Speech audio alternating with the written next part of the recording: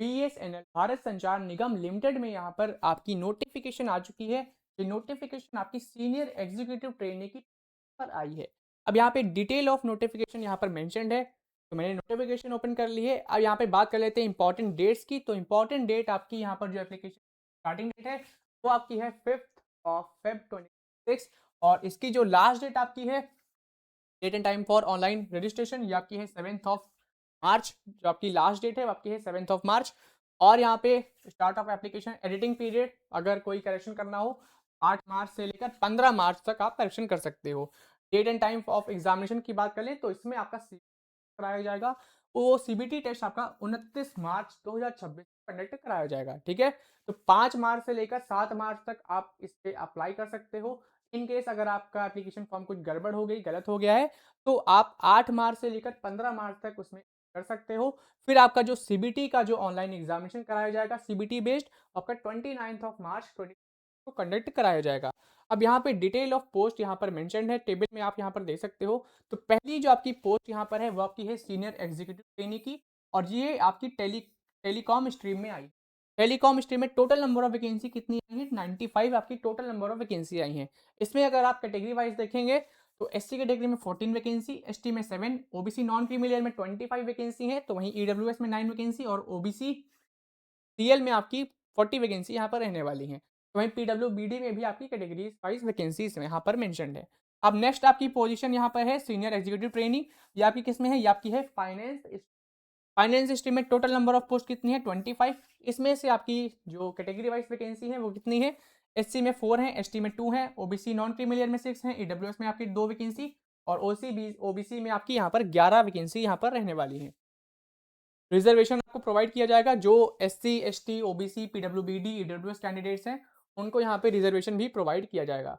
आपको सारे सर्टिफिकेट्स आपको रेडी रख लेने हैं अगर आपको रिजर्वेशन चाहिए तो। अब यहाँ पर एब्रीवेशन ये सभी डिटेल्स पढ़ लेना। इंपॉर्टेंट डिटेल्स की बात करते हैं तो स्केल ऑफ पे यहाँ पर देखिए लिखा हुआ है कितना आपको यहाँ पर वेतन मिलने वाला है, सैलरी कितनी क्या रहने वाली है। तो 24,900 रुपीज़ से लेकर 50,500 रुपीज़ पर मंथ के बीच की आपकी यहाँ पर सैलरी रहेगी। जो पे स्केल है वो आपका E3 लेवल का रहेगा। ठीक है, अब एलिजिबिलिटी की बात करें, नेशनलिटी आप देख सकते हो only Indian national can apply. Education qualification की बात करें तो वो आपका एनेक्सर ए में मेंशन्ड है। चलिए एनेक्सर ए भी देख लेते हैं क्या क्वालिफिकेशन है। उसके पहले आप यहाँ पर एज देख पा रहे होंगे, मिनिमम एज आपकी 21 ईयर्स यहाँ पर रखी गई है। तो मैक्सिमम जो एज आपकी है वो आपकी यहाँ पर 30 ईयर्स रखी गई है। ठीक है, आपकी एज जो है 21 से 30 ईयर्स के बीच होनी चाहिए अगर आप जनरल कैटेगरी से हो। तो अगर आप रिजर्व कैटेगरी से हो, जैसे कि यहाँ पर ओबीसी नॉन क्रीमी लेयर से हो, तो 30 ईयर्स आपकी अपर एज लिमिट यहाँ पे रखी गई है, यानी एज रिलैक्सेशन प्रोवाइड किया गया है। एससी एसटी के लिए यहाँ पे 35 ईयर्स अपर एज लिमिट है। तो वहीं पीडब्ल्यूबीडी कैटेगरी के जो स्टूडेंट्स हैं जो कि जनरल ईडब्ल्यूएस ओबीसी से आते हैं उनको लिए 40 साल यहाँ पे रखी गई है। OBC non creamy layer PWBD उनके लिए 43 ईयर्स है, और PWBD plus SC ST category तो उनके लिए 45 ईयर्स अपर एज लिमिट यहाँ पर रखी गई है। अगर आप जनरल कैटेगरी से हैं तो आपको आपके लिए जो अपर एज लिमिट है वो सिर्फ और सिर्फ यहाँ पर 30 ईयर्स है। बाकी डेट ऑफ बर्थ, जो आपकी मैट्रिकुलेशन हाई स्कूल और जो इंटरमीडिएट है उसमें जो आपने डेट ऑफ बर्थ डाली है वही आपकी मानी जाएगी। इसका भी आपको ध्यान रखना है, ऐसा नहीं कि आपने गड़बड़ कर लिया आधार कार्ड में। अब सिलेक्शन प्रोसीजर की यहाँ पर बात कर लेते हैं।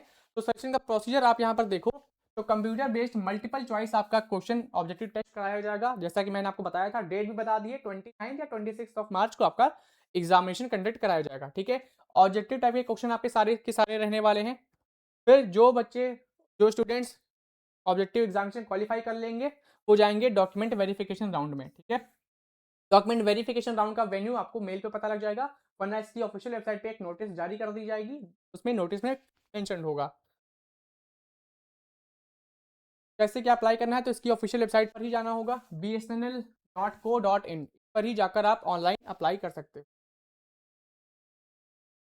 अब स्कीम ऑफ एग्जामिनेशन सिलेबस यहाँ पर देखिए लिखा हुआ है। तो एग्जामिनेशन आपकी जो कंडक्ट कराई जाएगी, पहले हम बात कर लेते हैं टेलीकॉम के लिए।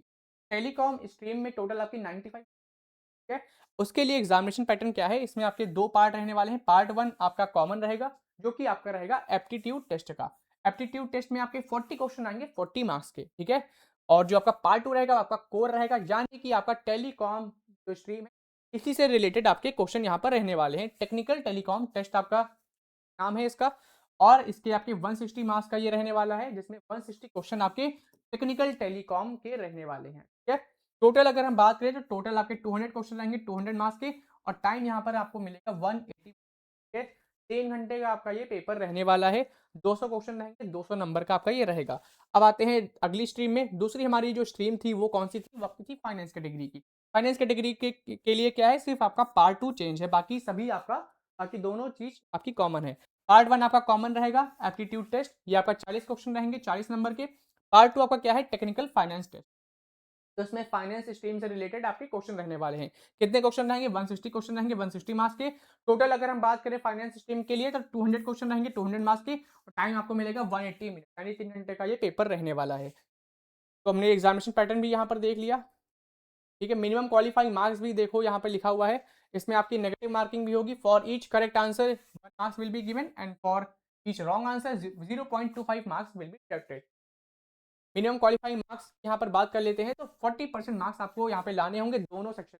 पार्ट 1 में भी 40% आपको स्कोर करना होगा मिनिमम, और पार्ट 2 में भी मिनिमम आपको 40% मार्क्स स्कोर करना होगा, तभी आप ये क्वालिफाई कर सकते हैं।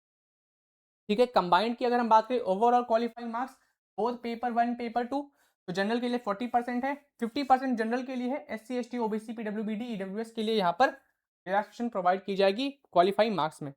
और रिलैक्सेशन भी देखो कितनी प्रोवाइड की गई है, 35%, मतलब सेक्शन वाइज प्रोवाइड की गई है। और ओवरऑल मिनिमम क्वालिफाइंग मार्क्स यहाँ पर कितनी प्रोवाइड की गई, 45% मार्क्स। यानी कि अगर आप जनरल कैटेगरी से हो तो आपको पार्ट 1 में मिनिमम 40% मार्क्स स्कोर करना है, पार्ट 2 में भी मिनिमम 40% मार्क्स स्कोर करना है। कंबाइंड अगर बात करें तो कंबाइंड मिनिमम आपको 50% मार्क्स स्कोर करना है, अगर आप जनरल कैटेगरी कैंडिडेट हो तो। अगर आप SC ST OBC PWBD EWS candidates हो तो पार्ट 1 में मिनिमम आपको यहाँ पर 35% मार्क्स लाने हैं, पार्ट 2 में भी मिनिमम आपको 35% मार्क्स लाने हैं। कंबाइंड की बात करें, कंबाइंड मिलाकर यहाँ पे दोनों पार्ट मिलाकर मिनिमम आपको 45% मार्क्स करने हैं, तभी आप ये एग्जाम क्वालिफाई कर सकते हैं। ठीक है, और फिर इसके बाद जो स्टेजेस आपकी होगी, फिर आपका बचा डॉक्यूमेंट वेरिफिकेशन राउंड। DV के बाद आपकी यहाँ पर जॉब लगेगी। बाकी बॉन्ड, ट्रेनिंग और प्रोबेशन पीरियड की यहाँ पर बात कर लेते हैं, तो बॉन्ड भी आप यहाँ पर दे सकते हो। बॉन्ड भी आपका साइन अप होगा, वो भी 9 लाख रुपीज़ का। ठीक है, जब बॉन्ड साइन अप होगा वो भी कम से कम 5 साल के लिए, 5 साल के लिए आप बन जाओगे, यहीं पे काम करोगे। अब all senior executive trainee will remain on probation for 2 years, तो 2 साल का आपका यहाँ पे प्रोबेशन पीरियड रहने वाला है। ट्रेनिंग शेड्यूल 52 वीक्स यहाँ पर है। कॉमन मैनेजरियल ट्रेनिंग आपकी होगी, जो कि आपकी 13 वीक्स की रहने वाली है। फिर आपकी training related to functional stream, वे भी आपकी 13 वीक्स की रहेगी। ऑन जॉब ट्रेनिंग आपकी 26 वीक्स की ट्रेनिंग आपकी रहने वाली है। ठीक है, तो टोटल आपकी 52 वीक्स की ट्रेनिंग रहेगी, यानी 1 ईयर की आपकी लगभग ये ट्रेनिंग रहेगी। वो ट्रेनिंग आप देख सकते हो 13 हफ्ते यहाँ पे रहेगा, 13 हफ्ते ट्रेनिंग रिलेटेड फंक्शनल स्ट्रीम में रहने वाले हैं, और 26 हफ्ते आपकी ऑन जॉब ट्रेनिंग के नाम पर ये रखेंगे। 2 साल आपका प्रोबेशन पीरियड है, 5 साल के लिए आपका बॉन्ड यहाँ पर साइन अप हुआ है।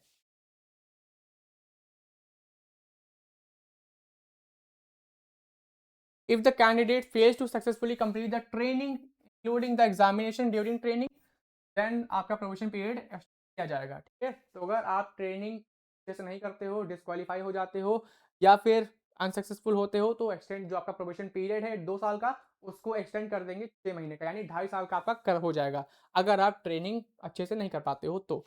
बाकी करियर प्रोग्रेशन इसमें अच्छा है, करियर आप यहाँ पर देख लो, करियर प्रोग्रेशन कैसा क्या इसका रहने वाला है। तो इनिशियली आप यहाँ पे सीनियर एग्जीक्यूटिव DR यहाँ पे रहोगे। ठीक है, पे स्केल आपका E3 लेवल का रहेगा। फिर for further 1 year, minimum 3 years यहाँ पर है। आप उसके बाद कहाँ जाओगे, assistant general manager, E4 pay scale आपका रह जाएगा। ठीक है, तो 3 साल जॉब करने के बाद आपकी posting as assistant general manager E4 pay scale level पर रहेगी। ठीक है, यही आपका करियर का प्रोग्रेशन है। बाकी रजिस्ट्रेशन कैसे क्या करना है, तो फीस भी आप देख लो।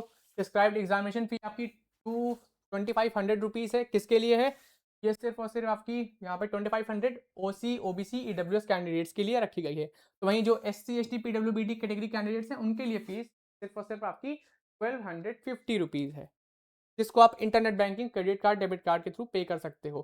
कहाँ पे जाकर अप्लाई करना है, तो BSNL की ऑफिशियल वेबसाइट यहाँ पर है, पर जाकर ही आपको अप्लाई करना होगा। बाकी डिटेल्स यहाँ पर लिखी हैं, ये सभी डिटेल्स पढ़ लेना। एडमिट कार्ड कब रिलीज़ होगा, ज़ाहिर सी बात है एग्ज़ामिनेशन पहले रिलीज़ करा जाएगा, 1-2 हफ्ते पहले ही आ जाएगा एडमिट कार्ड भी आपका। इसके लिए आप इसकी ऑफ़िशियल वेबसाइट विज़िट करते रहना, और ऑफ़िशियल वेबसाइट मैंने बता ही दी है, फिर बचा क्या है इसमें। अब यहाँ पर देख लो क्वालिफ़िकेशन मेंशन्ड है, डिटेल में थोड़ा और ज़्यादा दे दिए हैं।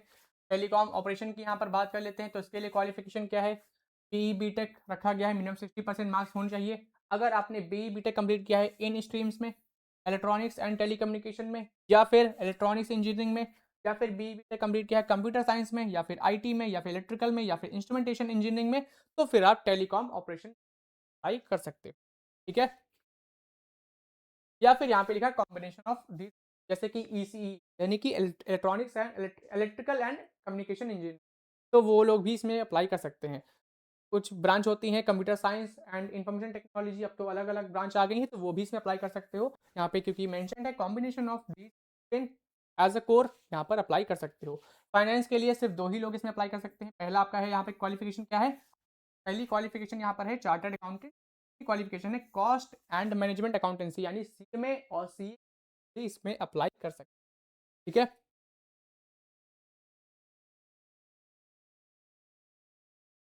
सिलेबस आप यहाँ पर देख सकते हो, जो पार्ट ए आपका रहने वाला है, जो कॉमन रहेगा, एप्टीट्यूड टेस्ट का यहाँ पर सिलेबस लिखा हुआ है।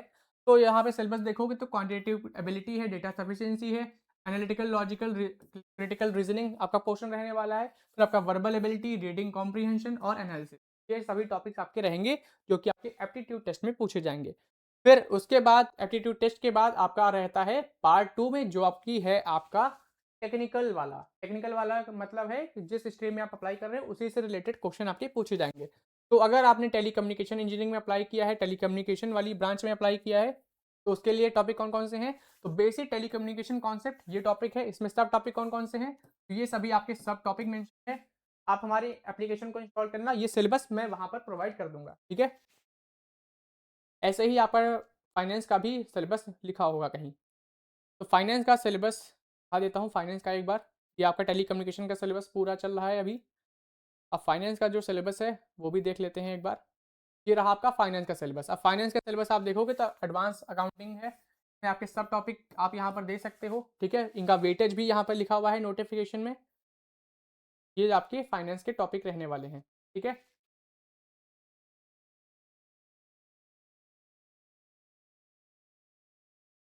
बाकी आप ये सभी डिटेल्स पढ़ लेना। नोटिफिकेशन मैंने कंप्लीट बता दी है, एग्जाम पैटर्न से लेकर सैलरी, सिलेबस क्या रहेगा, सेशन का प्रोसीजर कैसे क्या रहेगा, फाइनल मेरिट लिस्ट कैसे प्रिपेयर होगी, एग्जामिनेशन कब है, ये सभी इंफॉर्मेशन मैंने आपको शेयर कर दी है। ऐसे ही डिटेल में जॉब अपडेट्स के लिए चैनल को अभी सब्सक्राइब कर लें।